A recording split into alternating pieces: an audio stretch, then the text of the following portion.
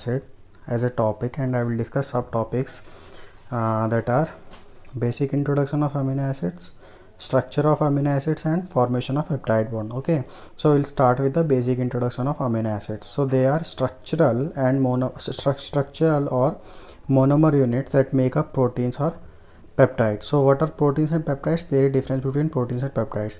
So proteins are generally larger in size, as you can see here.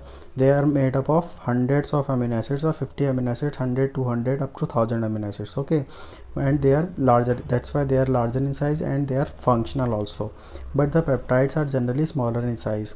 They may vary from the two amino acids up to 10 to 15 amino acids. So they may be dipeptide, tripeptide, or oligopeptide, and they are also not functional. Second is they are essential nutrients, they are energy metabolites. There are 20 amino acids that are involved in the protein formation, and they are also known as proteinogenic amino acids. Now the last feature is each amino acid has acidic as well as basic nature. Okay, we'll move toward the structure of amino acids. So as you can see here that there is one alpha carbon atom which is attached to one amino group, one carboxyl group, one hydrogen atom, and one R group. Okay, so here you can see that there is one amino group. Okay, that is basic in nature. There is one carboxyl group that is acidic in nature.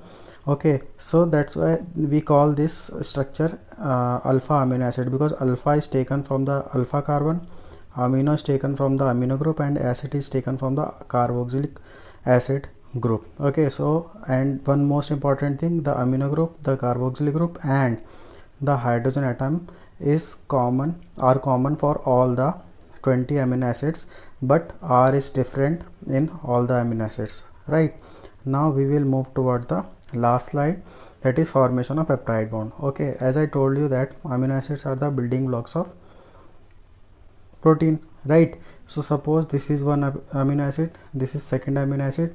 Okay, now they are joined together with the help of peptide bond. This is peptide bond, right?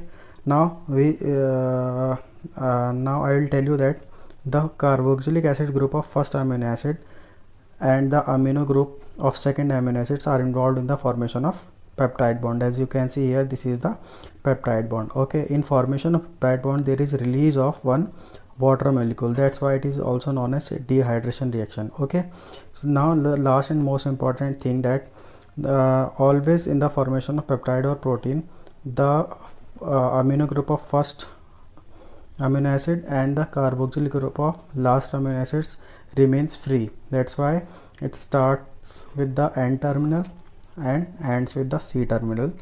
Okay, so this was the basic introduction, structure of amino acid, and formation of peptide bond. Thank you so much.